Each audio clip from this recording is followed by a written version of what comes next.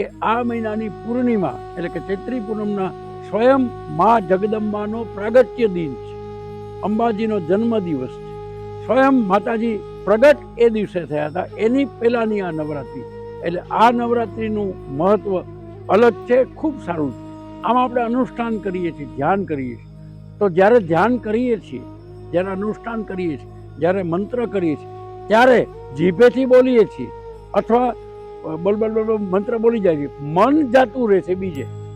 તો મનને એકાગ્ર કરવું એનું નામ અનુષ્ઠાન. કેવી રીતે થાય?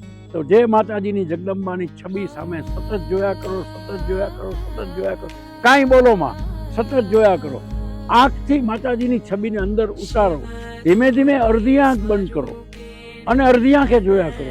એમ કરતાં કરતાં પ્રેક્ટિસથી એક સમય એવો આવશે કે આંખ બંધ કરતાની સાથે હૃદયમાં મા જગદંબાની છબી દેખાય અને ત્યારે પ્રાર્થના, સ્તુતિ, અનુષ્ઠાન, મંત્ર, પ્રાર્થના, માતાજીની જે આરતી એ કરીએ તો એની જે જબરજસ્ત શક્તિ મળે છે, આત્મશક્તિ, અને માતાજીના ચરણમાં જાય છે.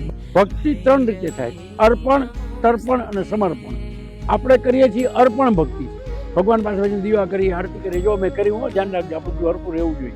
તર્પણ પિતૃ માટે થાય અને સમર્પણ ભગવાનને પૂરેપૂરું સમર્પિત, આત્માથી સમર્પિત, શરીરથી નહીં.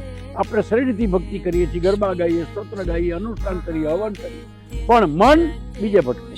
તો જ્યારે આત્મા મનને વશ કરી લે અને આત્મા માતાજીમાં જોડાય ત્યારે સ્વયં જગદંબા આવીને આપણી પ્રાર્થના સ્વીકારે છે, સ્વીકારે છે, સ્વીકારે છે. આ જગદંબાની આરતી પ્રાર્થનાના નવરાત્રિ કાલથી શરૂ છે. બોલો જય અંબે.